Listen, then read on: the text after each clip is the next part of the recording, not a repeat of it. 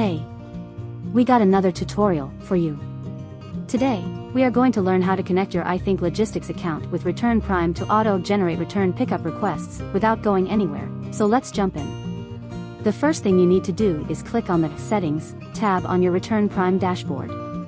Next, click on the Logistics option. Here, you will see a big list of all logistic partners available to connect. Find iThink Logistics from the list and then click on the blue Activate button. Fill in all the required information. These details are provided to you by your iThink Logistics account manager, so if you don't have one, just reach out to them. Once done, just click on Save and Activate. Now when your customer will raise a request, you can approve it using the iThink Logistics option available under Logistics Partner, and a tracking number will be generated instantly. And that's it.